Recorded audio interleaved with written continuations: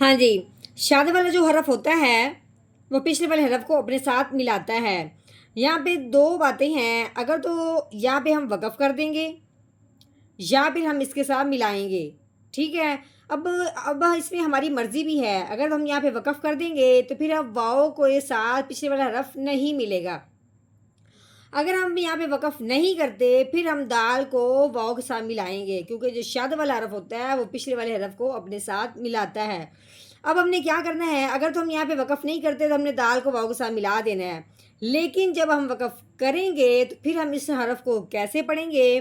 اس کو اس طرح کریں گے کہ دال کے اوپر کیا لگی ہوئی ہے؟ دو پیش۔ دو پیش کا نام کیا ہوتا ہے؟ تنوین۔ دال کے اوپر لگی ہوئی ہے تنوین۔ وقف کی صورت میں آخر والا جو حرف ہوتا ہے اس کو کیا کرتے ہیں؟ ساکن کرتے ہیں، ٹھیک ہے۔ اب وقف کی صورت میں آخر والا حرف کیا ہے؟ دال ہے۔ جو حرف ساکن ہوتا ہے اس پہ غور کرتے ہیں کہ وہ حرف ساکن ہونے والا ہے کون سا۔ اب یہاں پہ جب ہم نے غور کیا وہ ہے دال، تو دال ہے حروف کلکلہ میں سے۔ حروف کلکلہ کے اوپر جب اس طرح کی جزم آ جاتی ہے، حروف کلکلہ کو جب ہم ساکن کرتے ہیں تو حروف کلکلہ کو ہلا کے پڑھتے ہیں۔ تو کیسے ہلائیں گے؟ آگے وقف قعود، جو ہم نے کیا نا اس کو ہم نے کیا کیا ہے؟ ہلا دیا۔ تو کیسے پڑھیں گے؟ قعود۔ نحمده ونصلي على رسوله الكريم اما بعد فاعوذ بالله من الشیطان الرجیم بسم اللہ الرحمن الرحیم۔ السلام علیکم ورحمۃ اللہ وبرکاتہ۔ امید ہے آپ سب خیریت سے ہوں گے، انشاءاللہ جہاں ہوں گے ایمان اور صحت کی نعمت سے مالا مال ہوں گے۔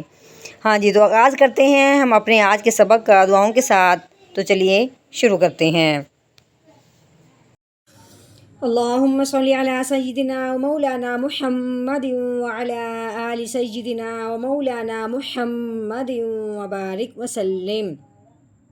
رب اشرح لي صدري ويسر لي أمري واحلل عقدة من لساني يفقهوا قولي۔ رب زدنا علما، رب زدنا علما، رب زدنا علما۔ اعوذ باللہ من الشیطان الرجیم، بسم اللہ الرحمن الرحیم۔ ہاں جی، یہ الف ہے، الف کے نیچے جو لگی ہوئی ہے یہ زیر ہے، ٹھیک ہے۔ الف کے نیچے زیر ہو، الف کے اوپر زبر ہو یا پیش ہو، اس الف کو الف نہیں پڑھتے، اس الف کو حمزہ پڑھتے ہیں۔ اب اس الف کے نیچے زیر آنے کی وجہ سے اس الف کو ہم نے کیا کرنا ہے؟ حمزہ کہنا ہے، ٹھیک ہے۔ آگے دیکھتے ہیں، یہ دال ہے، دال کے اوپر کیا لگی ہوئی ہے؟ جزم لگی ہوئی ہے۔ ہاں جی، جزم جس حرف کے اوپر آتی ہے اس حرف کو ساکن کہتے ہیں۔ اب یہ جزم دال کے اوپر آئی ہے جس کا نام ہو گیا دال ساکن۔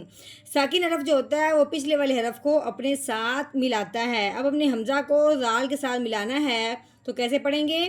حمزہ دال زیر ایر، سکون کر دینا ہے، ساکن بالکل، ایر۔ آگے یہ ہاں گولا دو آنکھوں والی موٹی ہاں جو حلق کی گہرائی سے نکلے گی، اس کے اوپر پیش لگی ہوئی ہے۔ آگے یہ میم، اس کے اوپر جزم لگی ہوئی ہے۔ اب یہ ہو گیا میم ساکن۔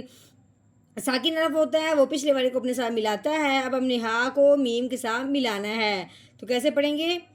حامیم پیش ہم، عید ہم۔ آگے عین، عین کے اوپر لگی ہوئی ہے زبر۔ آگے یہ لام، لام کے اوپر بھی زبر ہے، یعنی کہ یہ آپس میں نہیں ملنے والا، تو کیسے پڑھیں گے؟ عین زبر آ۔ ہاں جی، لام کے اوپر زبر ہے لیکن آگے دو نقطے یا کے ہیں کیونکہ نقطے نیچے لگے ہوئے ہیں، اس کے اوپر لگی ہوئی ہے جزم، تو یہ ہو گیا یا ساکن۔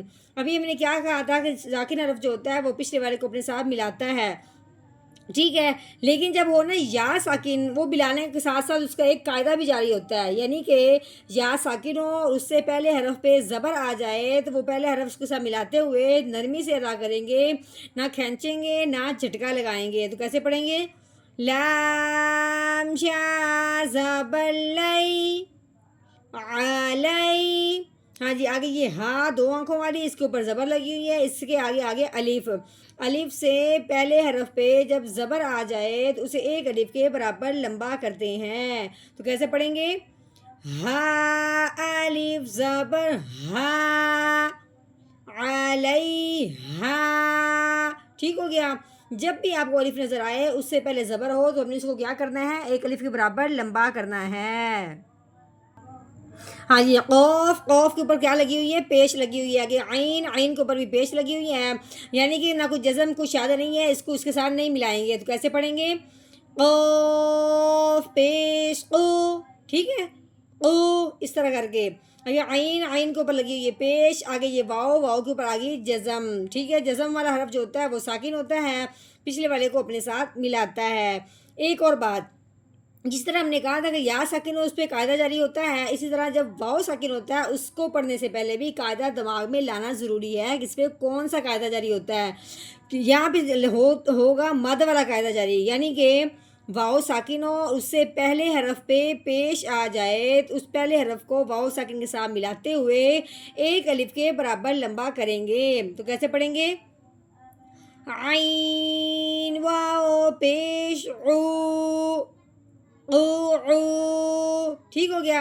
ہاں، دال کے اوپر لگی دو پیش، یعنی کہ دو پیش ہوں، دو زبر دو زیر دو پیش کو تنوین کہتے ہیں۔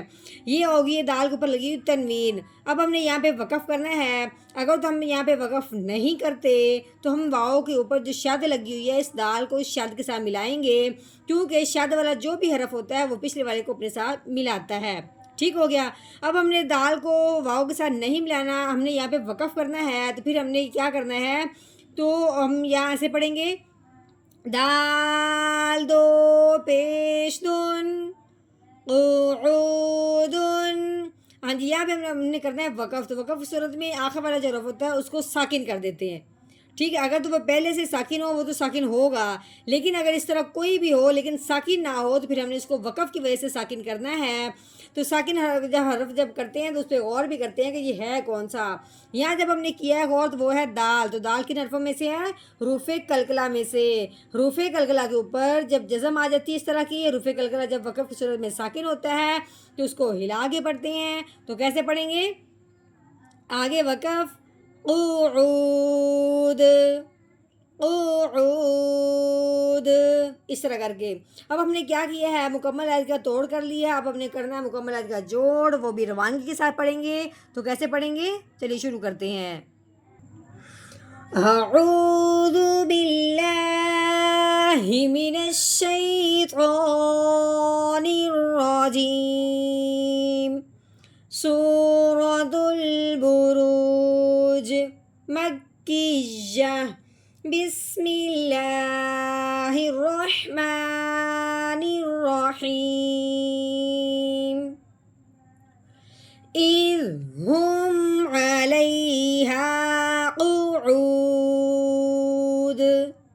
اذ ہم علیہا قعود۔